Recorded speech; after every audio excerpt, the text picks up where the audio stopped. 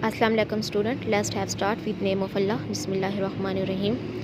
Today we are going to start our new chapter number 4, liquid and solids. Basically हम ये जो chemistry के जो टॉपिक कवर कर रहे हैं, जो चैप्टर हम कवर कर रहे हैं, वो according to the selective and smart syllabus that are issued by the government of Punjab. तो वो एक्चुअली ये कोविड-19 पैंडमिक कंडीशंस को मद्देनज़र रखते हुए हमारी गवर्नमेंट ऑफ पंजाब ने हमारा जो इंटर का सिलेबस है वो सिलेक्टिव कर दिया है, यानी सिलेक्टिव चैप्टर और उसके अंदर मौजूद सिलेक्टिव टॉपिक ही इंक्लूडेड है जो हमारे सिलेबस में, हम बस उन्हीं को ही कवर करेंगे। जो हमारे सिलेक्टिव सिलेबस में इंक्लूडेड नहीं है टॉपिक्स और जो चैप्टर, हम उनको कवर नहीं करेंगे। Let's have get knowledge about the liquid and the solids. तो we know that matter have the 4 state, liquid, solid and gases. तो इसके बारे में आपको मैं थोड़ा सा डिटेल में बताने से पहले आप इस चीज़ को फोकस करें कि everything, every substances in this world try to make itself stable. हर चीज़ कुदरत में ख़ुद को मेंटेन करने के लिए, स्टेबल करने के लिए डिफरेंट सर्कमस्टेंसेस से पास आउट होती है। यानी कि कुदरत में हर चीज़ ख़ुद को स्टेबल करना चाहती है, ठीक है, वो स्टेबिलिटी गेन करती है, वो ख़ुद को मेंटेन रखती है। अगर वो अनस्टेबल होती हैं फिर उसके लिए उसको डिफरेंट सर्कमस्टेंसेस से पास आउट होना पड़ता है ख़ुद को स्टेबल करने के लिए। तो अगर हम केमिस्ट्री में एटम की स्टेबिलिटी को अगर हम किस पॉइंट ऑफ व्यू से लेते हैं, तो एटम भी खुद को स्टेबल करने के लिए, यानी कि ख़ुद को मेंटेन रखने के लिए वो क्या करते हैं, दूसरे एटम्स के साथ पार्टिसिपेट करते हैं इन द केमिकल बॉन्डिंग। यानी कि दे आर गेट टुगेदर होते हैं एक दूसरे के साथ और वो केमिकल बॉन्डिंग के थ्रू एक दूसरे के साथ जुड़कर वो ख़ुद को स्टेबल रखते हैं। अब देखिए, वी नो डैट के atoms have the electron, proton and neutron. Yes, proton and neutron that are present inside the nucleus while electron revolve around the nucleus in the shell। अब ये जो इलेक्ट्रॉन्स होते हैं शेल्स में मौजूद, ये chemical bonding में पार्टिसिपेट करते हैं। तो one most important thing you must keep in your mind कि केमिकल बॉन्डिंग में एटम के इलेक्ट्रॉन्स पार्टिसिपेट करते हैं। अब आपने प्रीवियस क्लास में पढ़ा होगा डुप्लेट रूल और ऑक्टेट रूल। तो बेसिकली वो क्या होता है, ऑक्टेट रूल के मुताबिक कि हर एक एटम अपने आउटर मोस्ट शेल में, वैलेंस शेल में इलेक्ट्रॉन की तादाद को 8 करने के लिए, कंप्लीट करने के लिए केमिकल बॉन्डिंग करता है। यानी कि पार्टिसिपेट करता है वो केमिकल बॉन्डिंग में कि उसके आउटर मोस्ट शेल में इलेक्ट्रॉन की तादाद जो है ना वो मुकम्मल हो जाए। ये हमारा ऑक्टेट रूल कहलाता है। ऑक्टेट रूल बेसिकली यही होता है कि if the atoms have the 8 number of an electron in the valence shell then we said it this is a stable atom. तो अगर वो अनस्टेबल है, यानी उसके आउटर मोस्ट या वैलेंस शेल में इलेक्ट्रॉन की ऑक्टेट रूल के मुताबिक 8 तादाद नहीं है, 8 नहीं है, तो वो क्या करता है, वो अपने आउटर मोस्ट शेल को कंप्लीट करने के लिए दूसरे एटम के साथ पार्टिसिपेट करता है। तो सपोज़ अगर हमारे पास हमने, आप डुप्लेट रूल क्या होता है, डुप्लेट रूल ये होता है कि अगर वो फर्स्ट शेल में नंबर ऑफ एन इलेक्ट्रॉन जो अकोमोडेट करते हैं वो 2 होती है, इसे हम डुप्लेट रूल कहते हैं। और जो उसका अगर वो सेकेंड शेल्स है या उसका वैलेंस शेल है, एटम का आउटर मोस्ट शेल है, तो उसमें इलेक्ट्रॉन की जो तादाद अकोमोडेट करेगी वो होगी 8, यानी 8 तादाद होगी। 2 4 6 8, ठीक है। तो ये हमारा ऑक्टेट रूल कहलाता है। अगर इसके आउटर मोस्ट और वैलेंस शेल में इलेक्ट्रॉन की तादाद 8 है तो देन हम क्या कहेंगे, this atom is a stable atom है। इफ़ अगर वो नहीं है तो फिर एटम क्या करता है, अपनी स्टेबिलिटी को अपनी मेंटेन करने के लिए फिर दूसरे एटम के साथ पार्टिसिपेट करता है और वो फिर अपने इलेक्ट्रॉन को केमिकल बॉन्डिंग में टेक पार्ट करता है। अब ये आप बात याद रखिएगा कि हमेशा केमिकल बॉन्डिंग में इलेक्ट्रॉन ही पार्टिसिपेट करते हैं। तो अब ये हमारे पास जो पीरियोडिक टेबल के अंदर 8 ग्रुप है। अगर हम 8वां ग्रुप अगर हम देखते हैं, उसमें हीलियम है, नियोन है, आर्गॉन है, क्रिप्टॉन है, जीनोन है, रेडॉन है। तो ये जो हम इसे कहते हैं नोबल गैसेस या इनर्ट गैसेस, ठीक है। तो ये जो नोबल गैसेस, इनर्ट गैसेस, इन्हें क्यों कहते हैं, इनर्ट का मतलब यही होता है कि ये क्या करते हैं, they don't take part in the chemical bonding, they don't take participate in chemical bonding with other atoms और मालिक्यूल। किसी और के साथ केमिकल बॉन्डिंग नहीं बनाते, इलेक्ट्रॉन की शेयरिंग नहीं करते, इलेक्ट्रॉन की डोनेशंस नहीं करते। क्यों नहीं करते, बिकॉज इनका जो वैलेंस इलेक्ट्रॉन है वो कम्प्लीटली फिल्ड है, 8 इलेक्ट्रॉन उसके अंदर मौजूद है, तो वो खुद को कंप्लीट करने के लिए आप किसी के साथ बॉन्डिंग नहीं करते। डैट इज़ वाई वो से डैट के जो हीलियम है, सॉरी यानी कि जो नोबल गैसेस है उन्हें हम इनर्ट गैसेस कहते हैं। अगर उससे पहले अगर हम 7th ग्रुप की बात करते हैं, अगर उसमें कौन से होते हैं, फ्लोरीन है, क्लोरीन है, ब्रोमीन है, आयोडीन है। फ्लोरीन, क्लोरीन, ब्रोमीन, आयोडीन, ये जो अगर फ्लोरीन का अगर हमें देखते हैं तो उसका एटॉमिक नंबर है 9, ठीक है। तो 9 के लिहाज से फ्लोरीन के शेल्स कितने बनेंगे, क्योंकि ये इसके 2 शेल्स बनेंगे, क्योंकि ये सेकंड पीरियड्स में मौजूद है। तो 2 जो मैंने अभी बताया है according to the duplet rule के मुताबिक नंबर ऑफ इलेक्ट्रॉन होंगे फर्स्ट शेल में 2 यहाँ पर आ गए हैं, बाकी कितने बचेंगे, 7 यहाँ पर आ जाएंगे। तो 7, 7, 8 और 9 यानी इसके कंप्लीट नहीं है। वो कैसे नहीं है, क्योंकि 2, 4, 6 एंड 1, 7, तो मैंने अभी क्या कहा है, ऑक्टेट रूल के मुताबिक ये इनकम्प्लीट शेल है यानी अनस्टेबल है।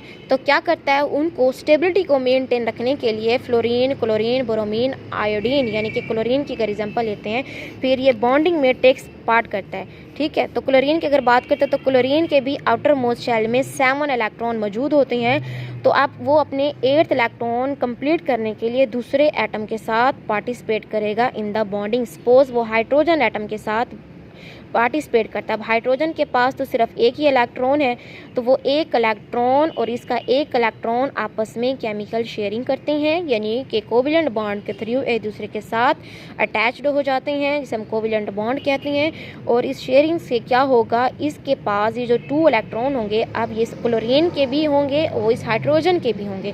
तो अब क्लोरीन के कितने हो जाएंगे, टोटल 8 हो जाएंगे। इसका मतलब ही क्लोरीन क्या हो गई है कि वो स्टेबल हो गई है, और हाइड्रोजन क्या हो गया, वो भी स्टेबल हो गया, क्योंकि according to the duplet rule के मुताबिक इसके 2 इलेक्ट्रॉन एक शेल्स के अंदर कंप्लीट हो गए। तो इसी तरह से मेरे कहने से मुराद आपको मैं समझाने के लिए बेसिक चीज़ इसलिए समझा रही हूँ कि नेचर के अंदर हर चीज़ यानी कि everything try to make itself stable, make itself maintain, खुद को स्टेबल करने के लिए। और केमिस्ट्री के अंदर एटम खुद को स्टेबल करने के लिए अपने इलेक्ट्रॉन्स को टेक पार्ट करते हैं, इन दी केमिकल बॉन्डिंग में पार्टिसिपेशंस करते हैं और अपने आउटर मोस्ट शेल्स में इलेक्ट्रॉन की तादाद को कंप्लीट करने की कोशिश करते हैं, ताकि वो उनकी जो कॉन्फ़िगरेशंस है वो according to the noble gases के मुताबिक हो जाए, यानी कि वो स्टेबल हो जाने चाहिए। तो यानी कि इंपॉर्टेंट बात यह है कि जो बॉन्डिंग में पार्टिसिपेट कौन करता है, इलेक्ट्रॉन ही करता है। तो अब लास्ट हम स्टार्ट करते हैं कि हमारे पास लिक्विड है, सॉलिड है, और जो गैसेस होती हैं, ये जो स्टेट्स होती हैं, ये किस तरह से डिवेलप होती हैं, यानी कि लिक्विड स्टेट गैस से किस तरह से मुख्तलिफ है और क्यों मुख्तलिफ है, और गैस जो स्टेट है वो लिक्विड से क्यों मुख्तलिफ है, यानी कि ऐसी कौन सी चीज़ है जिसकी वजह से ये स्टेट एक दूसरे से हम कहते हैं कि ये डिफरेंस है या मुख्तलिफ स्टेट में ये है।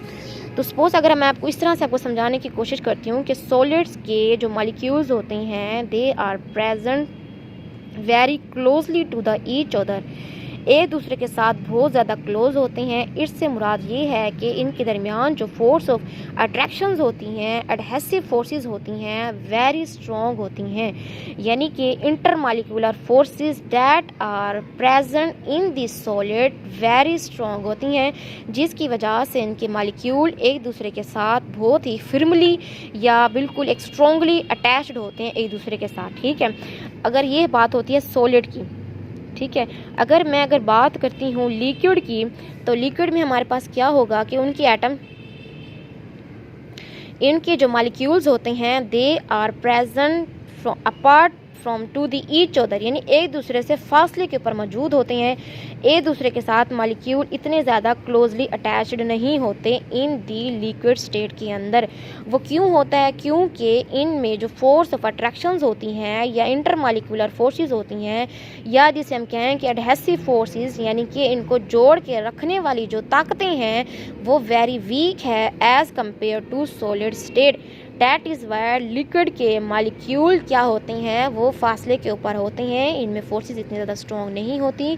यही वजह है कि सॉलिड की ख़ास शेप भी होती है और इसका एक, यानी कि हम इसको कंप्रेस भी कर सकते हैं, जबकि लिक्विड की ख़ास शेप उसके कंटेनर के मुताबिक होगी, यानी जिस कंटेनर में इसको रखा जाएगा वो उसकी लिक्विड की शेप वही होगी। और उसके बाद बात करते हैं गैस के मालिक्यूल्स की, कि गैस के मालिक्यूल्स या गैस की स्टेट को फिर किस तरह से इन दोनों स्टेट से डिफरेंस है। उसके मालिक्यूल तो और भी ज़्यादा डिस्टेंस के ऊपर होते हैं, यानी बहुत ज़्यादा फासले के ऊपर मौजूद होते हैं, क्योंकि इससे मुराद ये है कि इनके दरमियान जो इंटरमालिकुलर फोर्सेस है वो वेरी वेरी वीक है as compare to liquid, as compare to solid.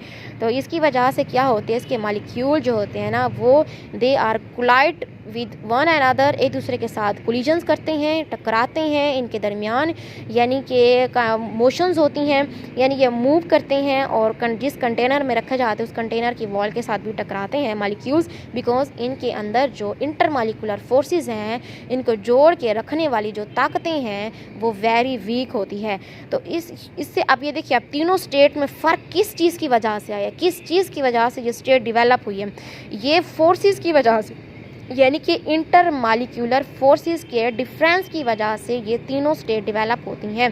That is Y कि वी कैन से डैट कि जो सॉलिड है और लिक्विड है, तो वाटर के एग्जांपल लेते हैं तो H2O आइस में हो जाएगी इसकी सॉलिड स्टेट, लिक्विड के करते हैं तो लिक्विड खुद वाटर होगी, और अगर गैस की करते हैं तो उसके जो वेपर प्रेशर यानी कि इसके जो वेपर्स होंगे या फिर इसके जो यानी कि लिक्विड उसमें गैस की फेस में आ जाएंगे वाटर के, और लिक्विड स्टेट में वाटर खुद एक लिक्विड स्टेट में है यानी कि एग्जिस्ट करता है। तो बेसिकली यानी कि so we can say that के solid, liquid and gases are different, they are the different state from one another due to the difference of interacting forces among the constituent particles, यानी कि इनमें मौजूद molecules के दरमियान जो forces है, adhesive forces है, वो जो प्रेजेंट है उनमें फ़र्क की वजह से ये स्टेट डेवलप्स होती हैं। तो लेट्स हम स्टार्ट करते हैं कि इंटर मालिक्यूलर फोर्सेस, यानी कि आपको एक तकरीबन मैंने आपको समझा दिया है कि ये जो फोर्सेस होती हैं मालिक्यूल्स को आपस में जोड़ के रखती हैं। अब मॉलिक्यूल किस तरह से डेवलप होते हैं, मॉलिक्यूल्स एटम से डेवलप होते हैं, यानी कि एक हाइड्रोजन एटम सपोज हमारे पास है, दूसरा हाइड्रोजन एटम है, इसके पास एक इलेक्ट्रॉन है, इसके पास भी एक इलेक्ट्रॉन है, they are come close to the each other then to make a molecule of hydrogen. तो हाइड्रोजन का क्या बन जाएगा, मॉलिक्यूल बन जाएगा, और इनके दरमियान इलेक्ट्रॉन की क्या हुई है, शेयरिंग हुई है। तो अब क्या होगा कि यानी कि अब ये जो एटम है अब ये क्या बन गया, ये भी एक एटम है, एक एटम है, मॉलिक्यूल्स बन गया।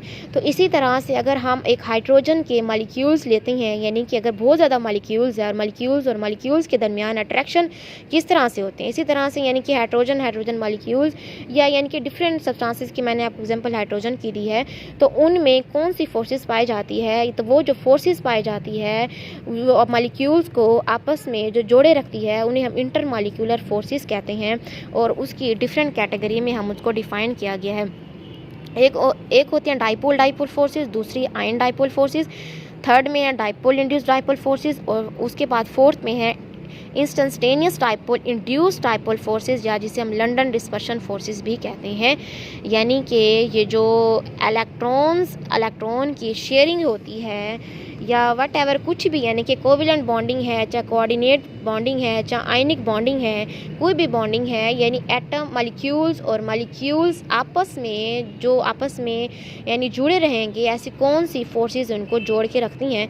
तो फर्स्ट ऑफ ऑल हम पढ़ते हैं, हमारे पास है डाइपोल फोर्सेस। आप देखिए उसके नाम से ही ज़ाहिर है, डाइपोल और डाइपोल यानी एक डाइपोल मॉलिक्यूल दूसरे डाइपोल मॉलिक्यूल के साथ जो बॉन्डिंग बनाएगा और उन दोनों के दरमियान जो फोर्सेस डेवलप होगी उन्हें हम डाइपोल फोर्सेस का नाम कहेंगे। सपोज़ हमारे पास एक हम पोलर मॉलिक्यूल लेते हैं, यानी कि HCl हाइड्रोक्लोरिक एसिड लेते हैं। अब हाइड्रोजन और क्लोरीन के भी मैंने आपको एग्जांपल बताई है कि इनके दरमियान बॉन्डिंग है। देखिए सपोज़ ये क्लोरीन है और ये हाइड्रोजन है, तो इनके दरमियान इलेक्ट्रॉन की शेयरिंग से कौन सा बॉन्ड बना है, कोविलेंट बॉन्ड बना है।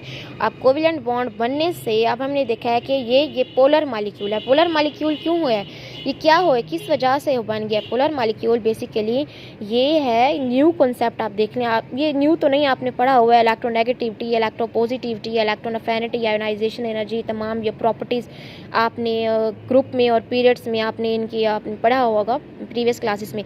तो इलेक्ट्रोनेगेटिव का डिफरेंस की वजह से मॉलिक्यूल पोलर मॉलिक्यूल बन जाता है, यानी इनमें पोलैरिटी डेवलप हो जाती है।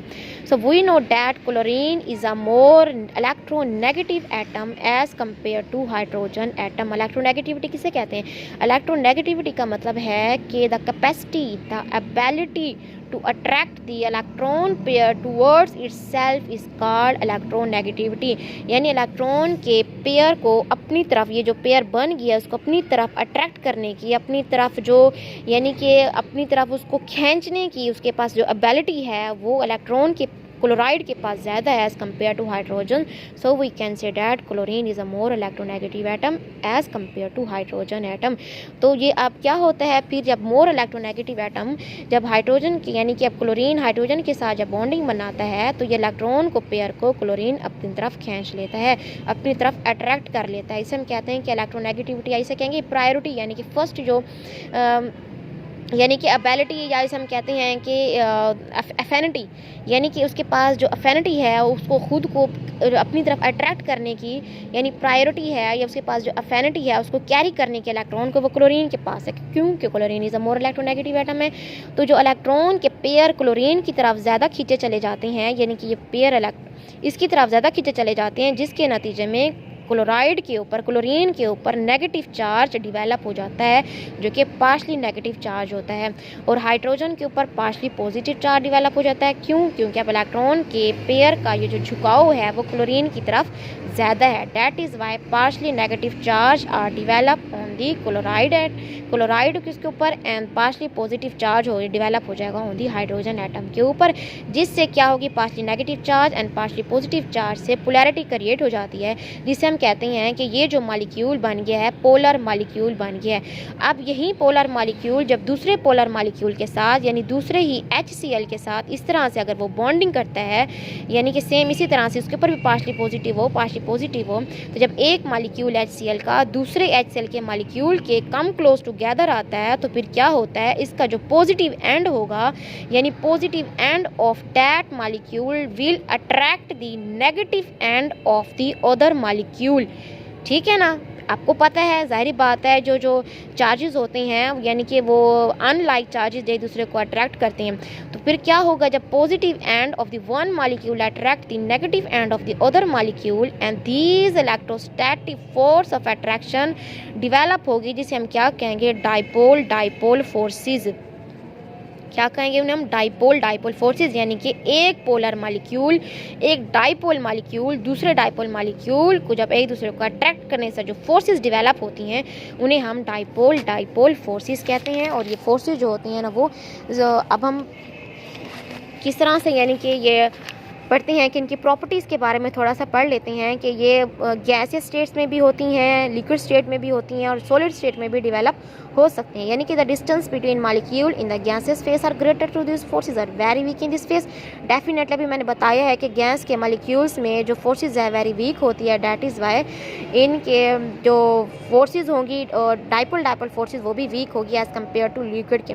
फिर लिक्विड की क्या होगी, थोड़ी सी स्ट्रॉन्ग होगी, लेकिन सॉलिड्स में यानी कि उसकी निस्बत सॉलिड की यानी कि गैस की निस्बत लिक्विड के अंदर डाइपोल फोर्सेस ज़्यादा स्ट्रॉन्ग होती हैं। तो मॉलिक्यूल जो शो करते हैं डाइपोल अट्रैक्शन, तो two of these are given, हमें दो एग्जांपल बताई उन्होंने, एक HCl हाइड्रोक्लोरिक एसिड्स में डाइपोल फोर्सेस है और दूसरा हमें बताया गया है ट्राईक्लोरोमीथेन जिसे हम क्लोरोफॉर्म भी कहते हैं, इसमें भी डाइपोल फोर्सेस पाई जाती है। तो फिर अगर उसकी प्रॉपर्टी ये है कि डाइपोल फोर्सेस जितनी ज़्यादा स्ट्रॉन्ग होंगी उतने ही ज़्यादा उसकी जो प्रॉपर्टीज़ हैं यानी melting point, boiling point, heat of vaporization and heat of sublimation भी ग्रेटर होंगी।